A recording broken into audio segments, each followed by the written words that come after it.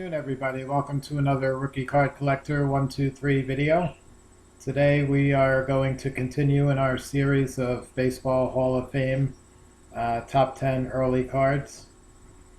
Alphabetically, the next individual coming up is going to be Sparky Anderson, best known for his managerial accomplishments with the Cincinnati Reds during the 1970s and the 1984 Detroit Tigers, one of the powerhouse teams during the 80s.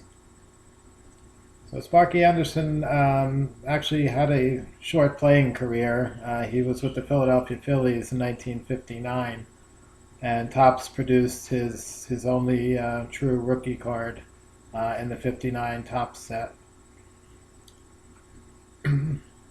Second card produced around 1959 and also probably continuing into the early 60s was a J.D. McCarthy postcard.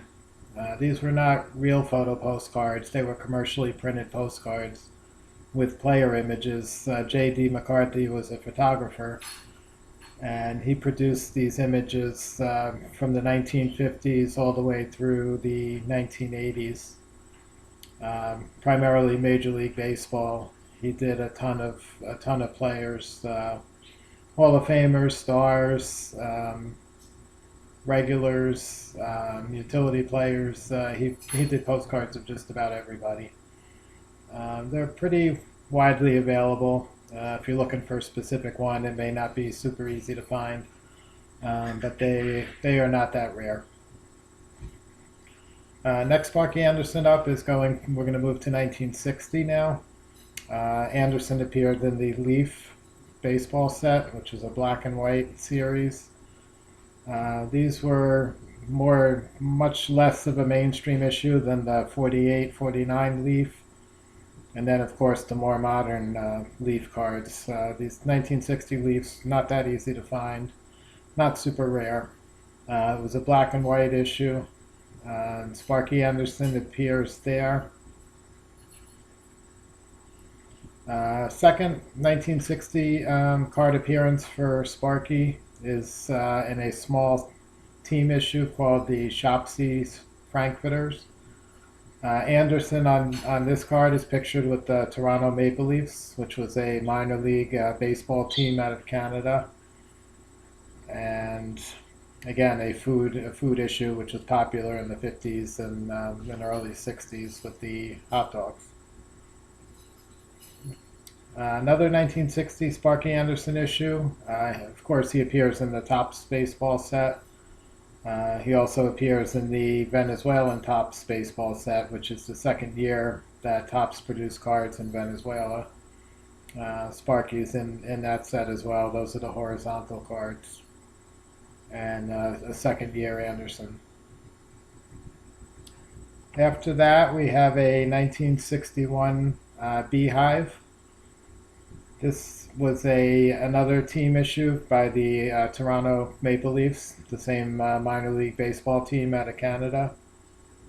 Beehive cards are also in black and white, same as the Shopsies Frankfurters.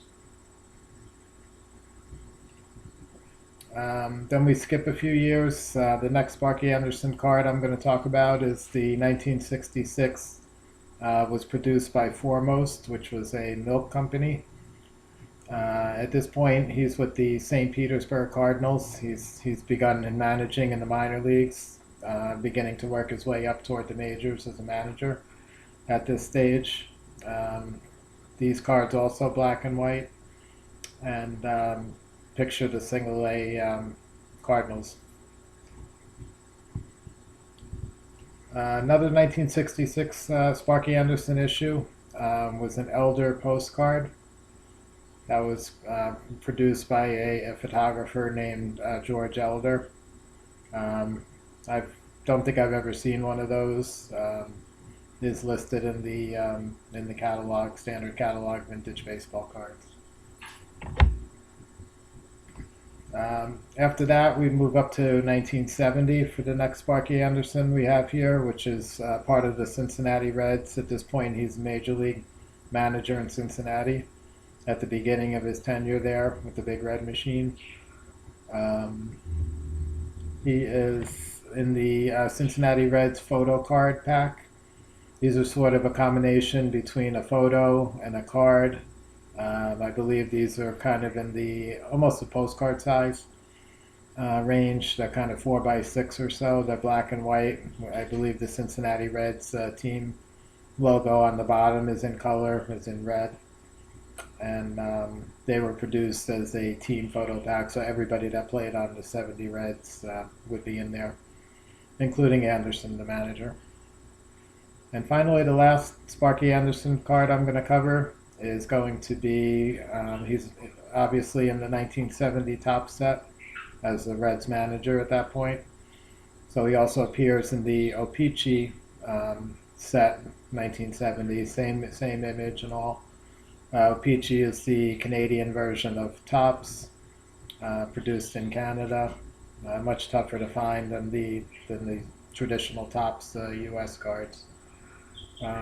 But O-Pee-Chees are out there, and Sparky Anderson is not a high dollar card, so still very affordable. So that's going to wrap up today's episode for Sparky Anderson, top 10 early cards to look out for. If you're a player collector, if you're looking to add a few Sparky Anderson cards to the collection, those are some options. Again, kind of similar to the last episode with Walter Austin. This one was a little shorter than normal as well. Not a lot of cards, or not as many cards for managers as there are for players. And as you get into the post-war era, things were a little more clearly laid out, and not a lot of research required, really. So I've kind of just been choosing issues where everyone might not be familiar with the cards, and hopefully learn something from the video, as opposed to staying away from the Topps and Bowman and more traditional sets. I hope you enjoyed today's episode. Hope you'll join me on the next one. Have a great day, and I'll catch you guys later.